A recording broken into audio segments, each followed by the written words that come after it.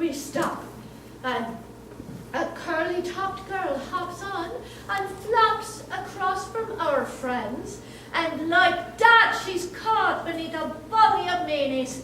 And seeing she's curly hair, they lodge secure, and sure she could pick them out, but she doesn't dare.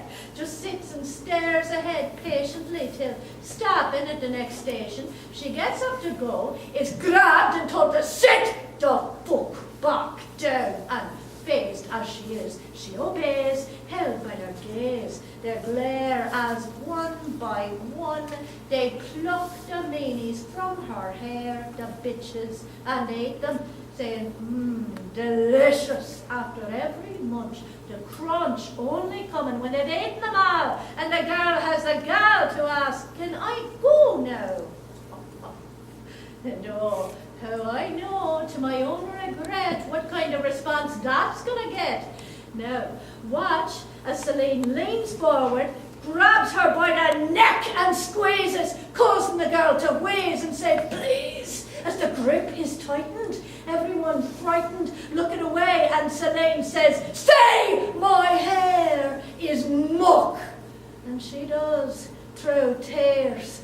Now look, as Celine rears back, then attacks her with her head, a butt which comes away red, having cut up the poor girl's face, and again spraying spit, says, that's what you get for taking your fucking hit. Then pulls her up by the curls, hauls her to the door, and hurls her out. We're stopped, by the way. Then shouts, oh, hey, and follows her off, and returns, a single meanie held aloft, and says, one left, and aids it, and beats it back to her seat as the dart moves on again. Her body's overcome with a fit of whinnies. Ha! Fuck, says one. I think I just wet me ninnies. Which only end as they're descending. 4 stops on. Me tagging along behind in a kind of stalk, over the walkover, down and past the ticket seller, up one street, then another, into a lane. No light down here, it's dark. And out. We veer across a park, in which they suddenly stop and glance about and drop their pants and squat, and hot steam rises with a hiss, and one says, Jesus, at their piss cascades. Then another says, Jesus, as it decreases, then ceases. Done. Then we're moving on again, coming to a quiet street, where Celine, again on a whim, upends a bin, before they come to a sinister-looking pub and go in. And now me nerves begin to jump, me heart to pump, the both of which I try to still by stealing my will, and just stepping inside, and stepping aside into a sort of snug unseen, and gleaning what's going on by peeking round the partition, a position affording me a view of the few in the room. Celine, of course, her team, and not for the first time tonight, an ex-pupil of mine, Joe White, behind the bar. Well, at the time, by far the most unpleasant child in school. He was wild, unruly, truly reviled, and weird. The only person he feared was his mother. Who the hell knows why? I'd seen her make him cry with no more than a disapproving look, then laugh again with no more than an unexpected grin. He brings the guys a bottle of gin, then returns behind the bar. And so far, no Helen. Then, as they're telling him about their exploits on the train, she deigns to enter from the ladies, looking like Hades heated, defeated, stressed. Her body best described as slight, despite the enormous bump which precedes her, as she heeds her tormentor's call to come and sit at the table, which she does, unable to look at Celine as she begins to proclaim her love in tender tones, the cronies cooing, but also makes no bones about what needs doing tonight, and will be done as soon as Helen downs the bottle of gin. Now, begin, she says, and without a word of protest to this grotesque, Helen lifts the bottle to her lips and sips. then tips her head back and steadily gulps, her swallowing loud, a proud Celine encouraging her a bit. Keep going, love, that's it, don't quit, then shit! I hit against a chair, then fuck, the atmosphere goes cold as I hold my breath and huddle, befuddled by the lull that's descended, the silence, rendered frozen by the sudden threat of violence. Did they hear me? Are they near me now? After an interlude, I conclude that they didn't. They're not. Then, Erin Corcha! No, I'm sorely mistaken, and shaken in fear, I look up, and she's there. A fucking chair above her head. It's part of Carl, my own. Then there's the fall, my moan, the downward arc, the crack. The dark into which I sink, the blackness, taken with an inward smile. We fly through town. It's not so bad here. All over. Maybe I'll stay a while. One end to the other and back, and the fact that I feel like I've lost my mind doesn't blind me to the thought that the demon's showing off. We're playing a game. Right now we're keeping pace with a train. Now gaining speed. Now beating, leaving it behind. Winding our way back through the city, flying lower now. It's pretty scary, the many hairy turns we take. For Jesus' sake! We nearly clip a steeple. People unaware below, missing the show, feeling the afterglow and supposing it's just a breeze as our passing shakes the trees, dislodges leaves, and the demon weaves his way into a lane, out again into another, and using a single wing as a rudder, makes a deft enough turn left. My heft insignificant, no impediment to his elegance it seems, his grace. It's basically like a dream, though I know it's not, and as far removed from the real as things have gotten. It all feels natural. No, not quite. Is right the word for what's occurred and continues to? I suppose it'll do. And now, passing through St. Declan's Road, having slowed after a puce-inducing dive, through the window of number 5 in one of the upstairs rooms, a mother shows her child the moon, which he ignores and roars in delight, tracing our racing left to right with a pointed finger, a grin which'll linger, I'll wager, long after his mother recovers, shocked as she was, white as she went with the sight of our swooping past. Then, at last, he brings his little show to an end. Still flying low, we descend to Dollymount, the beach, and land, and he beseeches me sit in the sand, then asks me my name, and I tell him. And then for a spell we're quiet. Can't say I enjoy it. Looking out to sea, not having a clue what to say. But then I do, and screwing my courage to the sticking place, and prefacing my question with, no offence. None taken, he says. I ask what he is. A pause. Then he laughs a little drolly. I'm a soul, he says. But the body I lived in isn't dead. I was sold to Satan for the going rate, and I'm here to reclaim my erstwhile host, I suppose he's called. And here he stalls, as a word crawls away from his face, falls to the sand and hastens away. And he chases it, grabs it, and replaces it just above his chin. There's always one, he says, and continues on, telling me how he'd gone and escaped from hell, his dwelling quarter, sort of recruited this suit to give me form, he says, and to make the ethereal corporeal, seal the soul inside the living hull. Why worms, I ask? Because they're the norm for those who return, and have been for infinity. Their proximity to the dead engenders an affinity, hence what you see. I see, I say. And what did he give you away for? Not a lot, he says. Not much. No more than the touch of a woman. He tells of a virgin on giving up the ghost who, like Faust, was offered a pact which lacked a certain clause and caused him to be deceived and not to receive what he believed he would. That is to become, through song, some kind of stud. Who, when I find him, he goes on, will know a reprimanded way beyond his mortal comprehending. as to why, he gives a list. Because it's wrong we both exist, except within a single space. Because I'm pissed. But mostly, to save face in the face of his disgraceful crimes. The many times since he sold me, he's butchered women up and down the country. Really? Fucking A! This motherfucker has to pay! And he looks out to sea again, squinting a little as if he's scrutinizing the horizon. Then, turning, he looks me in the eyes and asks me why I was on a crane. The explaining of which is a bitch. But I give him it all, from phone call to fall, and he listens, rapt, only interrupting to react to certain nefarious points in my tale, with various comments like, "That's a bit viler," "I like your style," or "Oh man, I can taste the fucking vile in my mouth."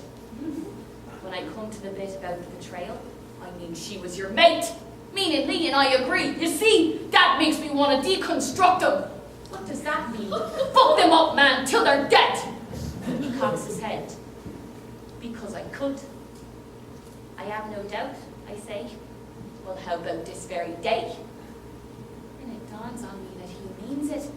And I only need to say fine and he'll do it. But instead I decline, say, screw it, thanks all the same. It's strange. But there's a desire in there to please, or dare I say impress, unless I'm misreading the creature, his nature, the coyness or shyness behind his bluster, which allows me to muster up the courage to ask what it is he wants with me. And he responds by saying, "Oh, the cunts!" And I follow his eye up to see and spy in the distance creatures a little like him in appearance, closing fast, and I gasp as he clasps me in his arms again, beats his wings, and above the explosion of sand they create, we ascend, take flight, and expedite ourselves in the other direction. But fast as we hasten, they're closing the gap. He's becoming handicapped by his freight, my weight. We keep going, straight across the city centre, then the suburbs, subsequently the country. Our mile head start curtailed to half a mile, soon after, a quarter. And now, a little further, we falter, fall toward the wood and filter through the trees, and when we should hit ground, we don't at all. It's true we fall into a small place, a crack in the earth, a crawl space, and crawl is what the demon does, propelling us face down and ever down. I look around and find we've been joined by our hunters, shunting us into the bind, the breach, each set of eyes ever bright, never waning, ever gaining, no abstaining in pursuit relentless. My demon senses their closeness, and I almost give up the ghost as a worm hand brushes my heel, but then I feel a stealing away of solid, an expanding of space, and again we plummet. No obstacle now to wings unfurling, hurling us faster in our descent. They're hell-bent beaten, thrusting us into a tunnel, which channels in one direction, then coils with a kind of corkscrew action, depositing us into a cavern, whose colossal proportions we cross, performing en route a loop-the-loop, before shooting for a crack in the wall, the gap too small it seems to suffice. But our entry's precise, exact, meticulous, an inch on either side of us, then widening once we're in, and again we're in tunnel transit, racing, tracing its twisting, turning route, glimpsing offshoots, other tunnels, shooting past, their value moves to us, until it's not.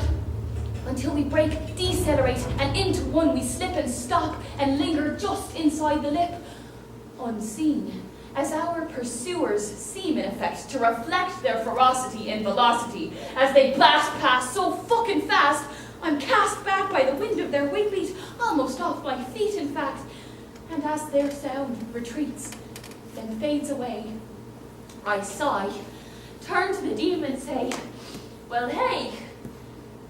He contemplates me curiously, then his worm mouth stretching tight. He smiles, says, "Hey is right." A short while later, we situate ourselves by a river, a silver sliver slithering through the dark delirium, where I query him as to who our pursuers were. For a moment he stares, then says, "You don't want to know." "But I do. Were they souls like you?" "That's right. From hell, come to quell your little rebellion." "No," he says. They're from heaven, and they're the ones given the task of setting wrong things right. Like what, I ask? Like you tonight, not dying in your fall. I pale at this, appalled, and fail to stall a stricken cry, then say, so what, am I going to die? The worms contort as he nods to fashion his face into one of compassion then, and as my world comes crashing in, he takes my hand and gives me a look so understanding that it doesn't seem ugly in any way to let him hug me. And there I stay, remembering for some reason or other the fight I had that night with my mother, the tone she took when in a book, marking her page, sparking my rage, I discovered a note in which was written that a certain man was smitten, infatuated, and glad the feeling was reciprocated. And of course, the letter's author was the would-be fiancé of the lover's daughter, me. And so we fought, or rather I raged, and ripped the page and mocked her age and cried and said I'd die before I ever spoke to her again. And then bereft of both, I left the rift to persist up to and past their split, which fact gave me cause for bitter delight. Short-lived, I'll admit, because tonight I wish with death so near that she were here to wipe away a tear, or stroke my hair, or say, there, there. But she's not. And I've got to settle instead for my demon, in whose embrace I abide till my tears subside and my shock is dulled. And having pulled myself together a bit, I say, shit! What's that? I left the shower on last night. He nods.